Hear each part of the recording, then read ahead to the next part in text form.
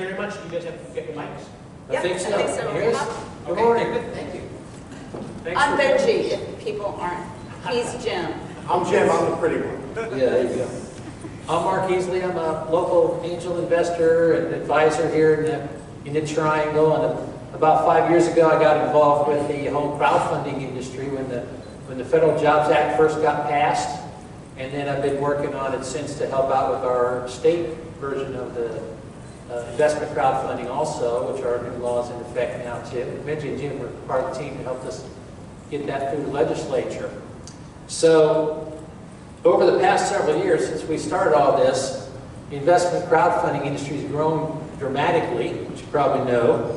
Thousands of companies are taking advantage of these federal and state laws that we have, and they've raised billions of dollars on several successful platforms out there. So we've sort of used that as an infrastructure base now. We've gotten used to the idea of crowdfunding companies, doing funding that way, crowdfunding new products, those kinds of things.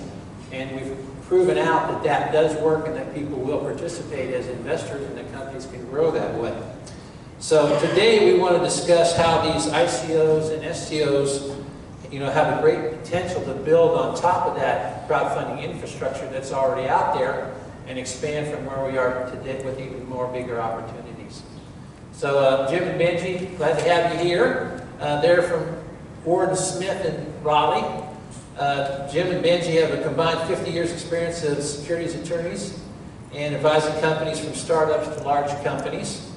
They are specialists in coin mining, smart contracts, ICO planning, security token offerings, and currency regulation. And Jim's got a very good book, which I was one of the first ones to read through. It's called A Legal Guide to Investment and Platform Regulation. And Jim's making a very kind offer today to anybody at the conference. If you give him your business card or shoot him an email, you'll be able to download the electronic version of that book. That's a good place to start. You can also get it through the app on your cell phone. Just download that way as well. But we'd love to get your business card. So get 2 copies. Yeah, there you go. You get 2. But Mark has said some kind words about us. I just wanted Mark is really one of the pioneers in what I call traditional crowdfunding. And linking that to this new stage of crowdfunding, I thought of something. It gets expensive to pay all those legal fees and marketing fees and everything. So the type of crowdfunding that Mark kind of pioneered would be really good to raise your seed capital so you can pay your expenses for your bigger ICO. Yeah, that's great. So I'll be out at the table during the conference if you want to talk a little bit about those strategies too. So why don't we get going here and see what this is all about. Benji, let me ask you first, what are the why are these crypto offerings an outgrowth of crowdfunding? What do we mean by that? Well, they're an outgrowth of crowdfunding primarily because of the way technology has disrupted the system and the way technology has made an impact also on our regulatory system. We've heard a lot of talk about peer-to-peer discussions, and we've heard discussions about securities laws, and we heard earlier that people will disagree about things. I do disagree that it's easy to know when a token or a coin is or isn't a security. I think the SEC's announcement yesterday, I think everyone knew that Bitcoin and Ether weren't securities. But what is a security and what is a utility token is much more complicated. And when the SEC's commissioner says, by the way, call us, we'll help you, you know it's not a straightforward analysis. Yeah, but by the way, my take on what the SEC said yesterday is this is an analogy to the banking system. Basically what they said yesterday is that Bitcoin and Ether are now officially too big to fail. It doesn't necessarily mean that your smaller token offering is going to get the same treatment by the SEC, even though maybe it mimics some of the characteristics of Ether. Agreed. But fundamentally, I think what you see is that all of this was built upon historical securities laws, the 33 Act, the 34 Act, and how we did old offerings. And then what happened in 2012, 2013 with the Jobs Act was the initial disruption. Technology lets us communicate with people in ways that we've never been able to do before. And so why shouldn't we be able to raise capital using that technology? And then as you make those transitions as blockchain is bringing a brand new technology into the world, we meet and get even narrower in the sense of how do we use the technology that lets us reach investors with the blockchain technology on top of the securities laws analysis, which unfortunately or fortunately, depending on whether you're a lawyer or a business person, you have to deal with US securities laws here, because if you're here, you can't avoid them. And then you have to go up to the point of all the disruption of this technological change is putting pressure on the regulatory system, so you reach this peak of having to understand how we bring them all together to reach either a compliant securities offering or a compliant true utility token ICO that isn't implicated by the securities laws. Jim, do you have? Yeah, just a couple of questions. One, why the pyramid? We chose the pyramid because a lot of ICO pioneers got a very big and bad surprise from the SEC. They thought they were on the ground floor. Instead, they were at the top of the pyramid, and they took a step and they fell 100 feet to their death. So, you know, understanding that there's a lot below you that can really should really be taken into account when you make your plans is important. The other thing is, and we talked about, you know, this being blockchain technology and the like, and we're going to be talking about, you know, decentralization and autonomous. Another analogy comes to mind. I would call it the Musk coin, after Elon Musk. And basically, you know, self-driving cars powered by AI.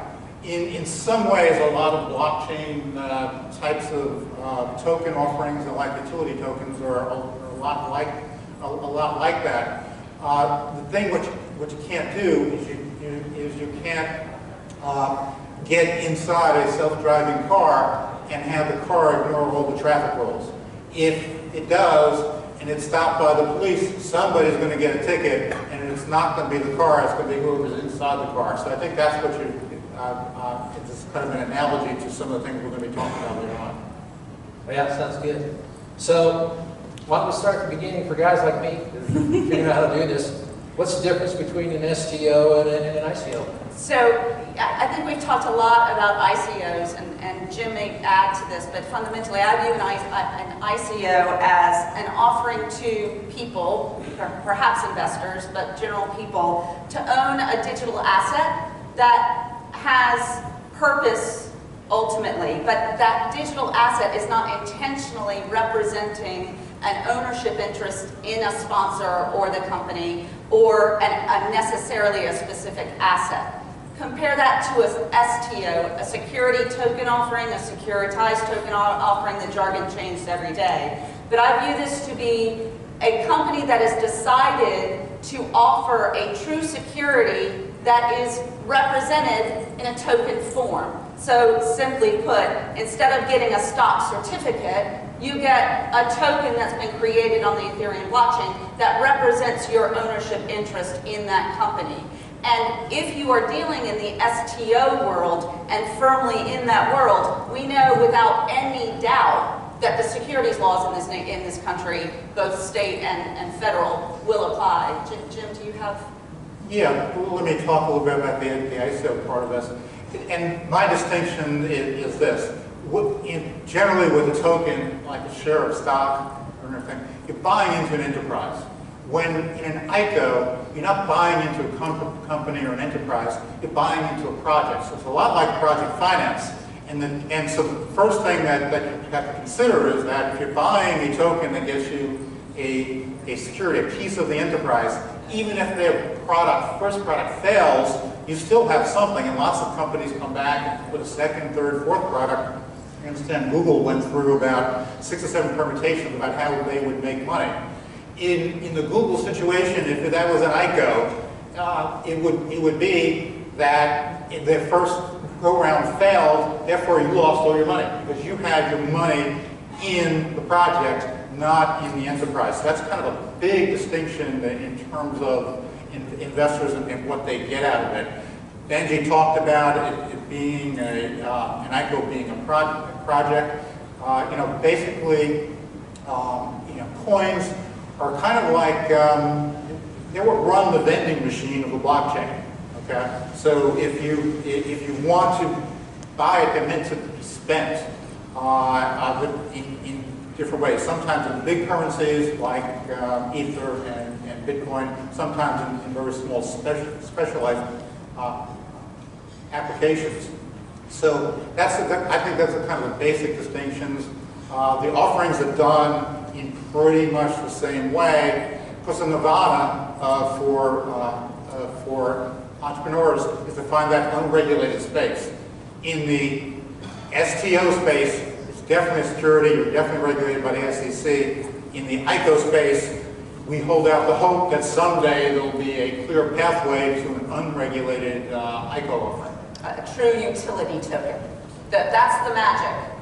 You know, when we're talking about it, is your token that you're describing truly and exclusively have utility and no indication of an investment?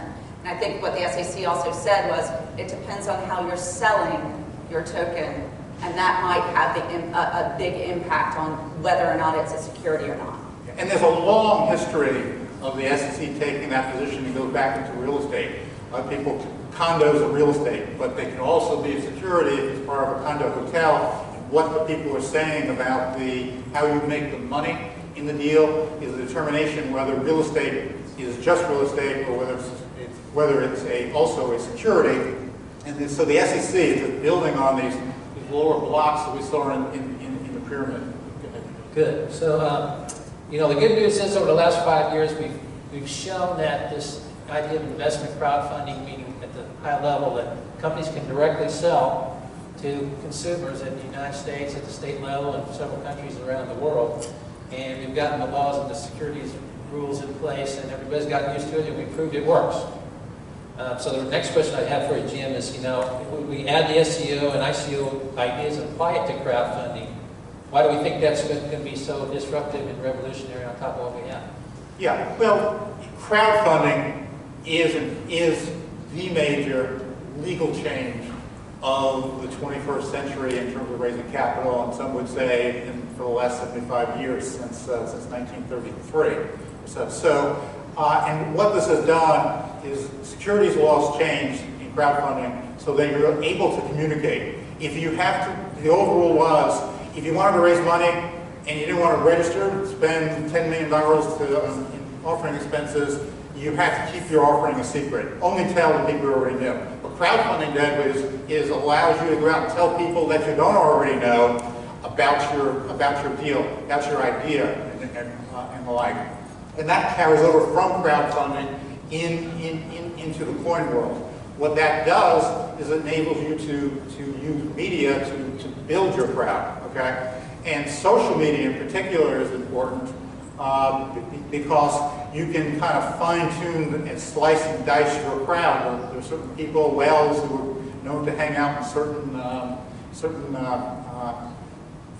media places, and you can go out and reach those people. So you can design a very specific type of campaign for relatively little money, not for no money, but for relatively little money, to find your crowd. What that does is, now you're selling to lots of people instead of to a few institutional investors. Usually those institutional investors, you couldn't get to them except through an investment banker. Now, I have lots of investment banker friends. They're not all that are working at McDonald's, but they are getting competition because there are new ways to raise capital. David Garner was kind enough to mention us. We're his attorneys and the like, and definitely go down and talk to David, because the crowd does not add that value add that David was talking about. So there's lots of ways to raise capital. One of the big things is David is a long-term investor. Okay. Partner. He's a partner. The crowd tends to be shorter-term investors. So what the crowd is looking for, whether it's a traditional crowdfunding deal or an ICO or a securitized token offering, is liquidity is more important to them. Short-term liquidity is more important. There's lots of flipping that goes on in the coin world. Okay, so We talk about securities, offerings, and the like. That's the easy part. Finding a way to sell your security in compliance with securities laws is relatively easy. It just takes a little bit of thought.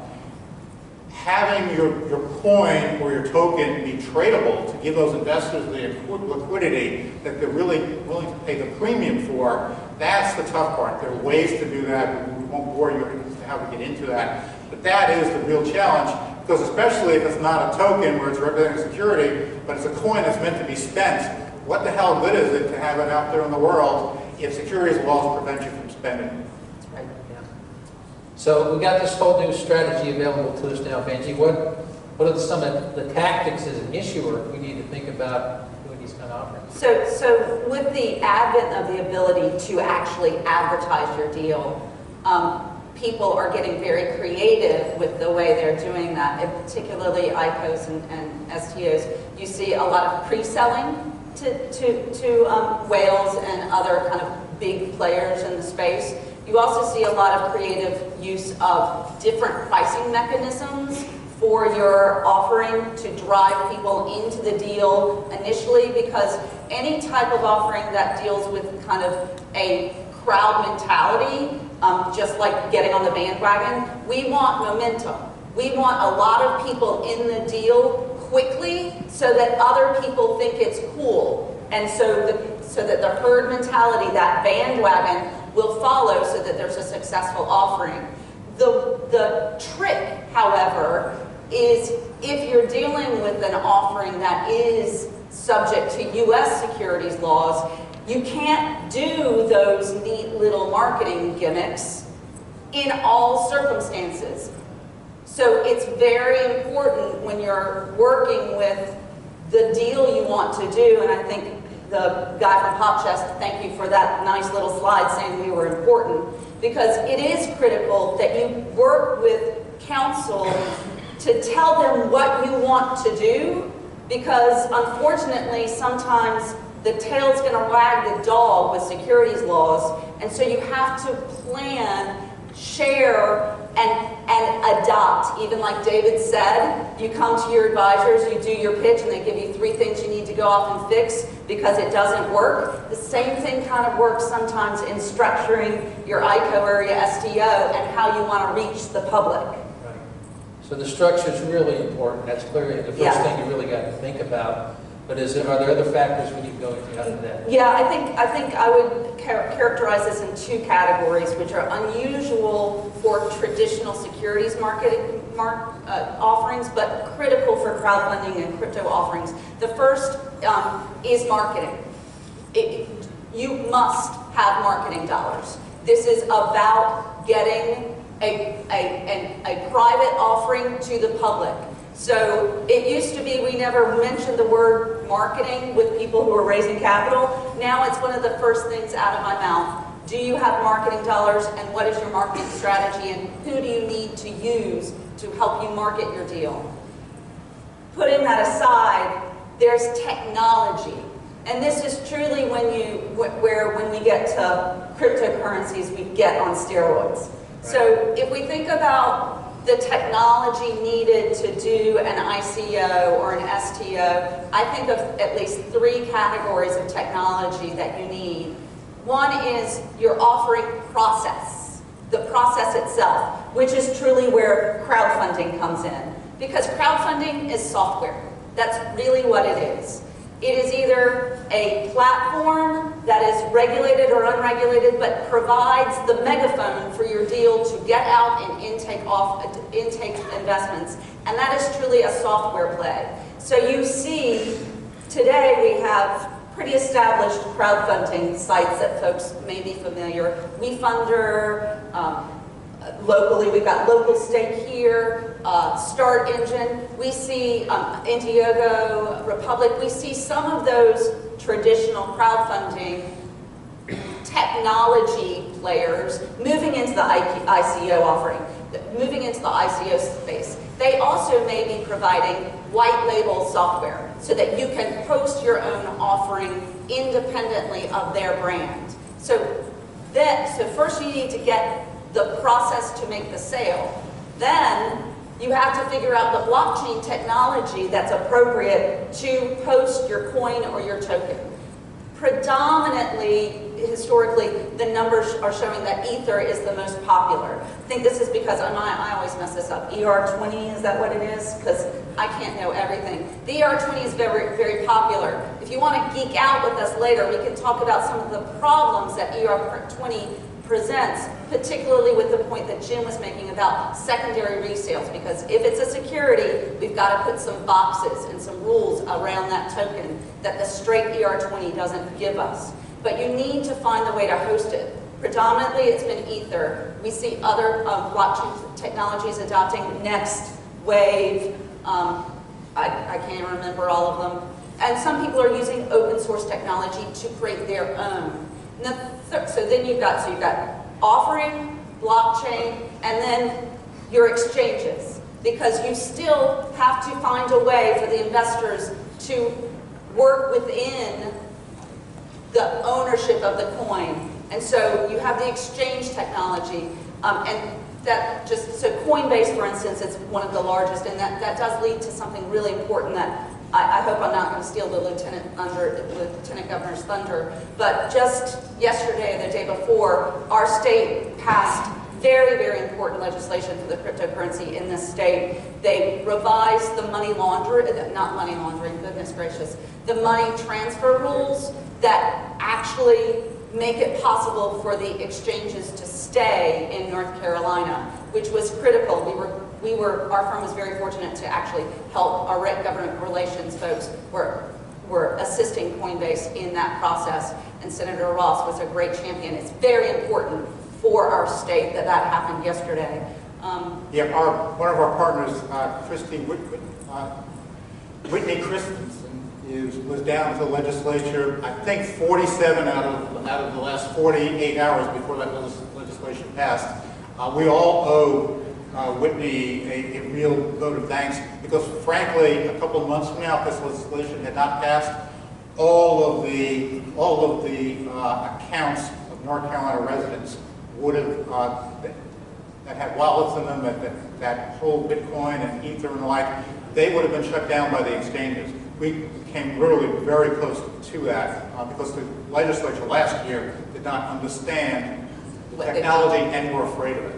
That really brings me to my next question, which is, at least we remember, 5 years ago when we were first digging into crowdfunding, all the legal issues surrounding that, and the different experiments people were trying, and all sorts of business models were popping up, and the SEC was issuing tons of no action letters, or sometimes refusing a lot of ideas too, and then we had to repeat a lot of that at the state level. We're sort of in that phase now with regards to these crypto technologies.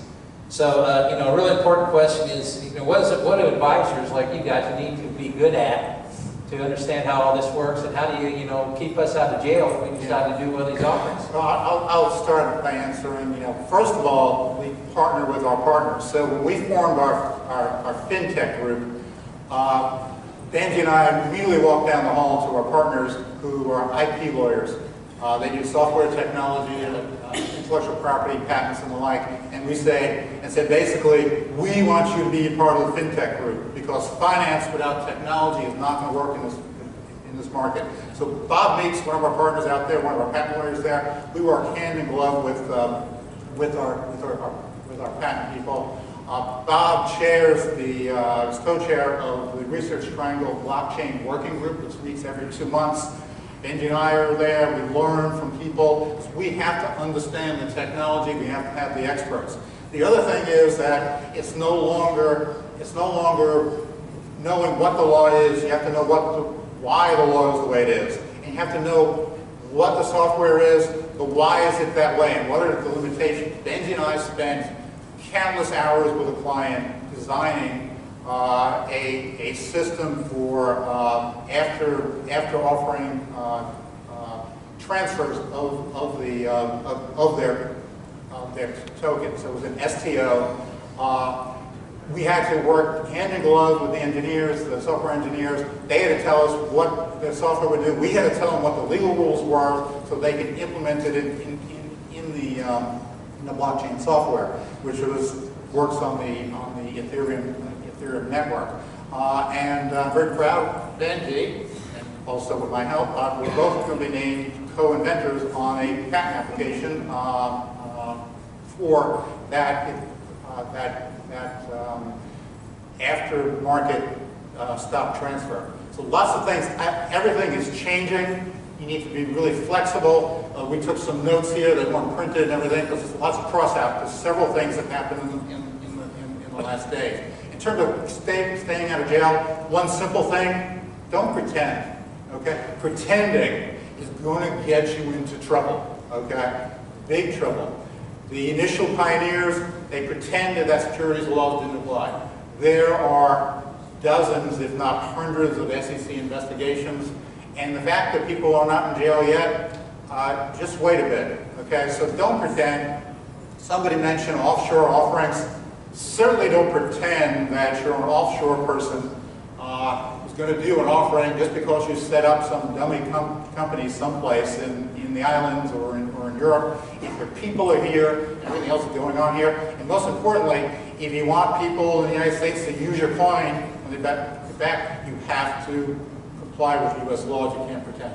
I think it's also really important that your advisors are able to not only know what's going on today, but what is going on tomorrow, and have a good partnership. Just one thing that we, as a firm, have decided to do is that we've decided to accept cryptocurrency in payment for services, because our clients, that's their currency that they're operating in, and so we're accepting Bitcoin and Ether. I don't remember what our rule is. We're starting with Bitcoin. We're starting with Bitcoin Bitcoin because that's what's going to happen in the future, and you need partners that meet you and understand the way your business works, and that's really important, that you have partners that listen to you and ask challenging questions and can come up with creative solutions. You also need you to have and your partner to have some steel stomachs, because there's no clear answer in any of this right now. Yeah, let me just say, I mean, we did this because we have a number of clients who are already in the space. We tend to have more in the space. We think the space is extremely important. We also did, I wrote a Triangle Business Journal article. I don't know if people read Triangle Business Journal. I have an article there once a month. This morning's article is about the state of cryptocurrency, the progress it's made, including our law firm becoming the first major law firm to accept that for payment for services. So lots of things are changing. We're very happy to be part of this community. Very good. Okay. Thank you so much.